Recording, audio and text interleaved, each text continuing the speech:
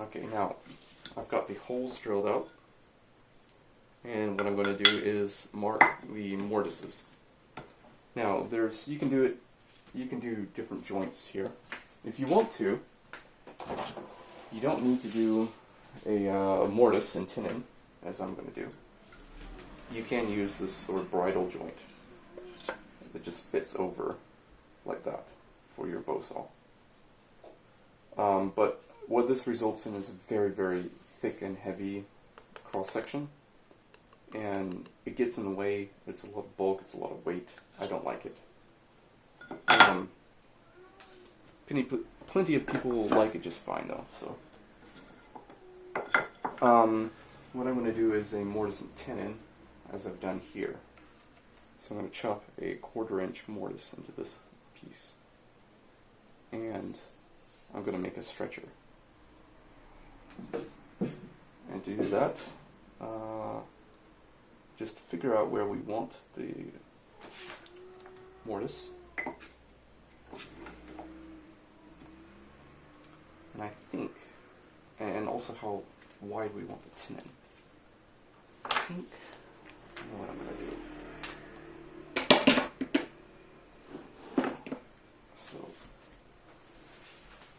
I'm going to kind of eyeball it using the stretcher that I made for my other saw. Now you can just put it in the center. You can't go wrong with that. But I like to. If you put it too high up, it'll be very difficult to tension the saw, and you will break a lot of strings trying to do it. If you put it too far down, then you don't have much clearance, and you can't rip very wide boards. So, you know what? I think for the saw, I'm just going to go in the center.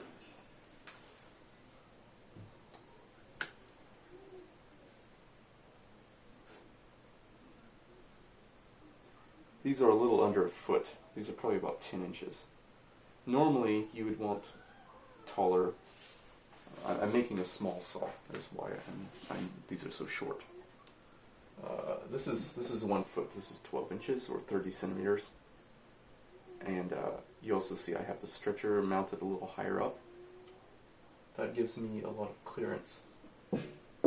But for this one, I won't have as much clearance. But that's okay. I'm just going to mark the rough positions right now.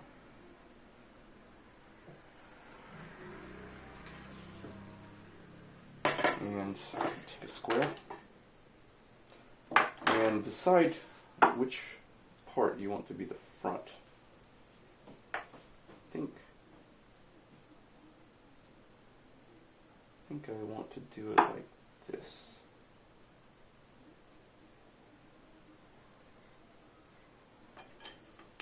Yeah, that looks good. And mark your rough position for the mortise.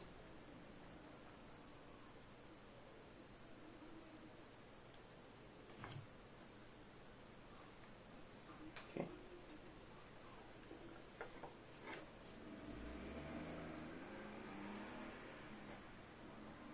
And what I like to do is come at it from both sides.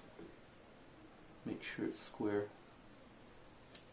If this is not square, actually I'll come later with a marking knife and do it. Yeah, let's do that now actually.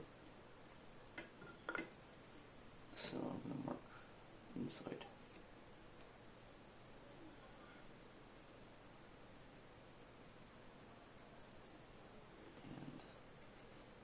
And if these are just a little off, I guess that's okay. Because you can always just pair the tenon. You want them to be the same though, same width. So I'm transferring the mark from one side to the other. The knife wall, I'm transferring. That way you know you got it the same.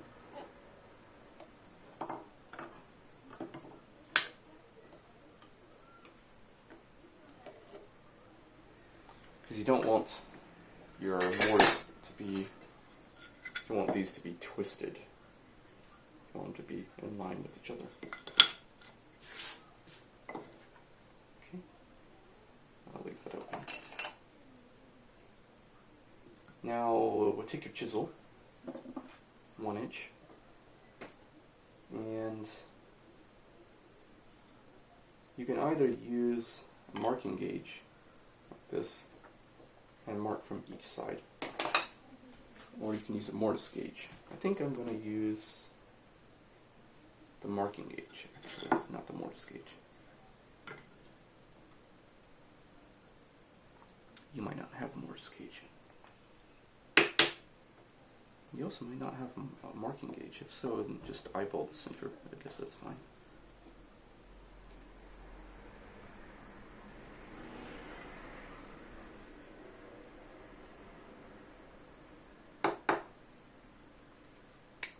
Something like this.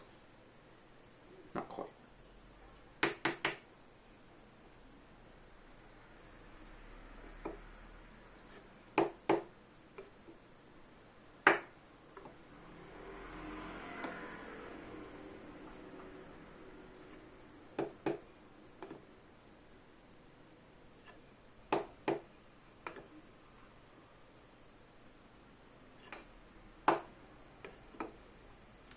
Dent your soft pine bench. And then, alright, let's do a test mark. Just one on this side and one on this side.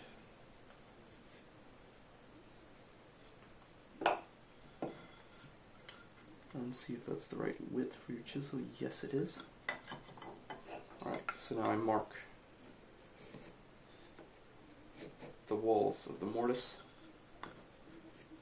And then we'll cut out the mortise. And if you've never chopped a mortise, this is a fun project to learn it on.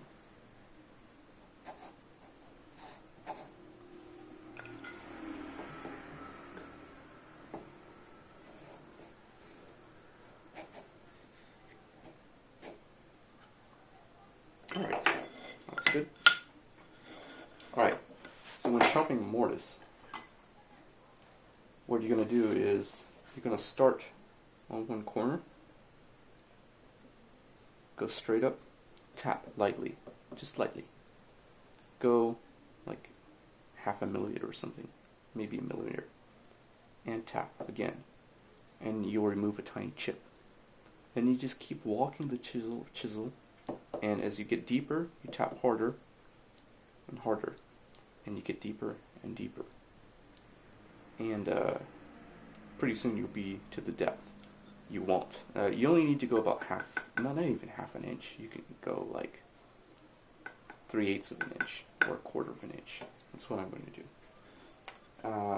So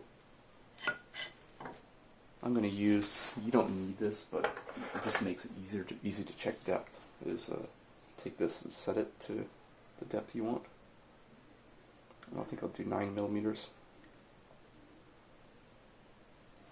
And then I could stick that in the hole and make sure I'm deep enough. Okay, so now we start chopping a mortise, and I think I'll move the camera a little bit, make this easier to see. Let's see, with my bench being a mess. Okay, so put it in the knife mark that you made for the wall of the mortise. Center it between those two lines and just tap lightly. If you tap too hard at first before you've established depth, you'll actually compress the fibers and move the wall into the...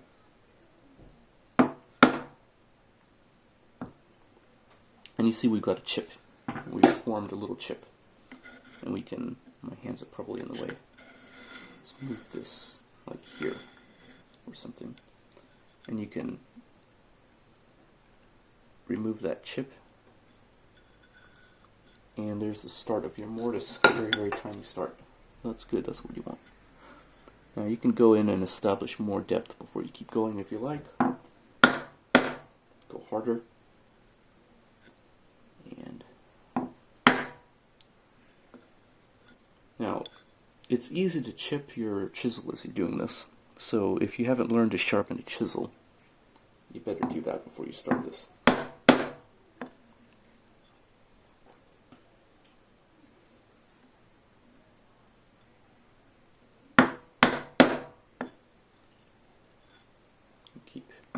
See how we're getting deeper and deeper with each chop?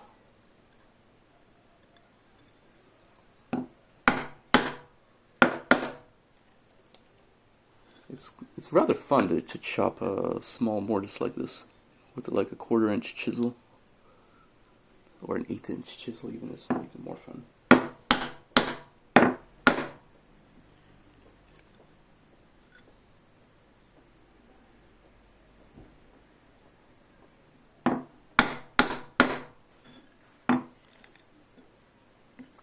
And you see, you very, very quickly start getting the depth you want.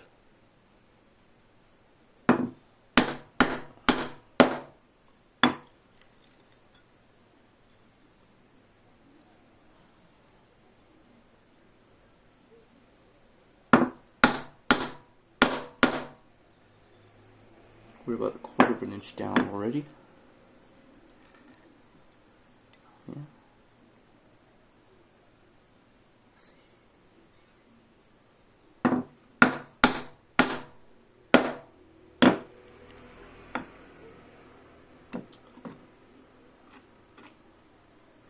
A lot of people drill holes before they start chopping, but I find that actually makes it more difficult.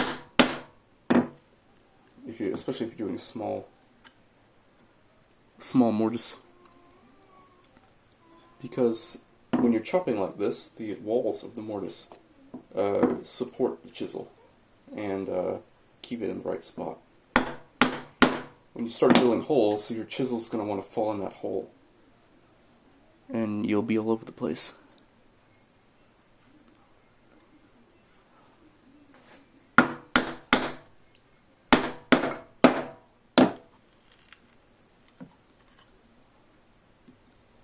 Now, as we get to the end here, I want to be careful about prying against the wall because it'll make a dent.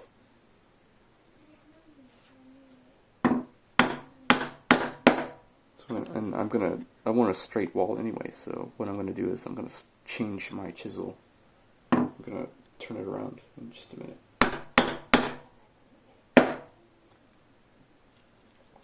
There's many ways of doing this. There's not one right way.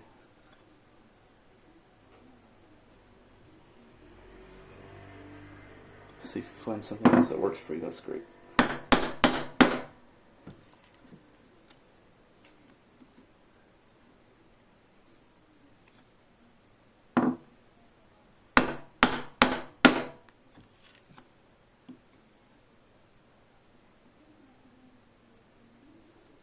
I'm going to start angling my chisel a little bit.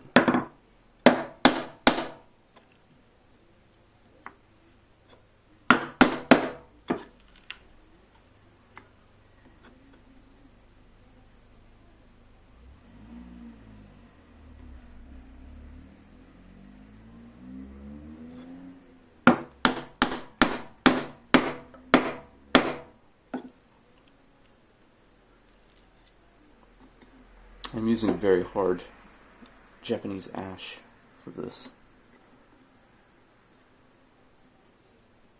If you're doing similar, you need a really sturdy chisel and you need it to be sharp.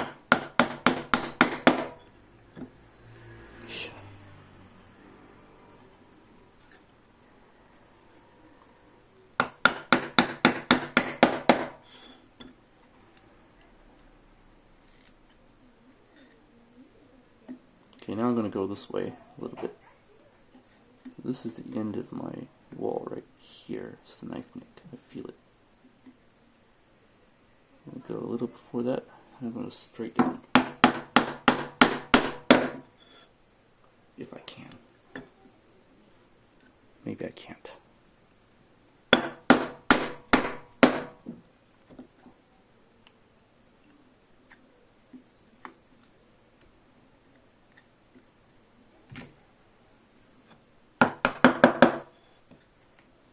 Okay, and my mortise is almost done, so see I need to come back this way and establish my depth. Remove the waste. Be careful about levering against this wall here, as I'm doing.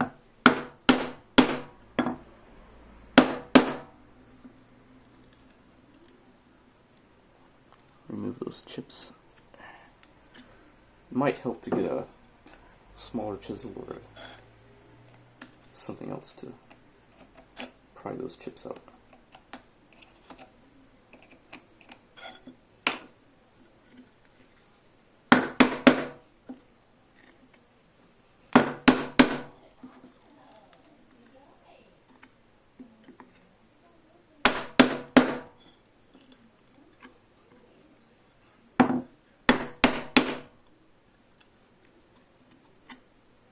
And you see, it really doesn't take long to chop a mortise with just a chisel.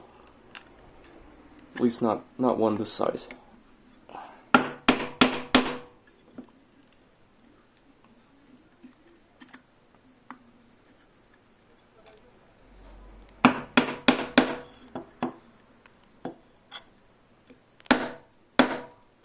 Put it against this top here.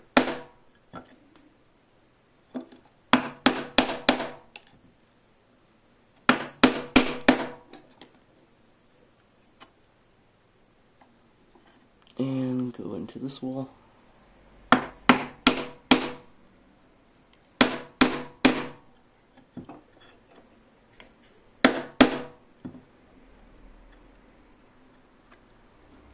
Alright, let's remove those chips a little bit.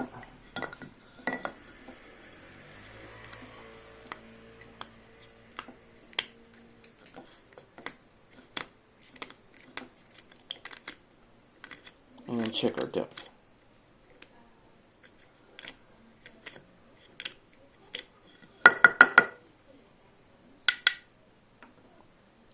Okay, I can see a big chip I need to remove before I do that.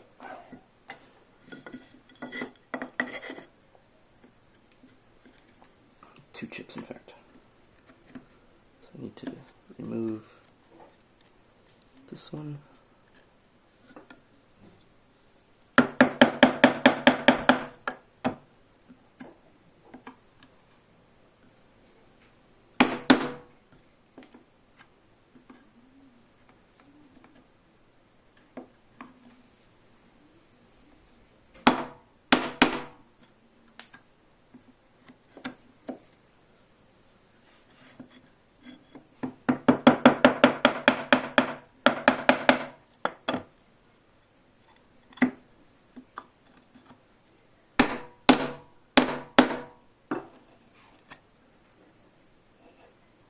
And this one.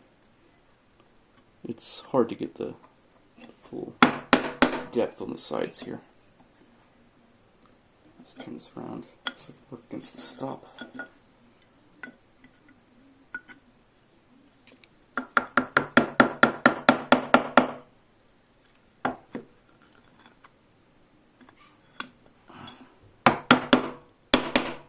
Okay. Maybe that's good. Let's check it. Check it out.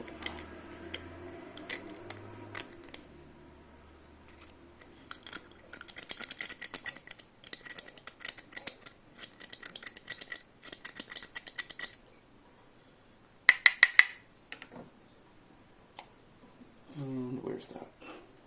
There we go. Let's see if we're down to the depth we want, which is 9 millimeters. We are.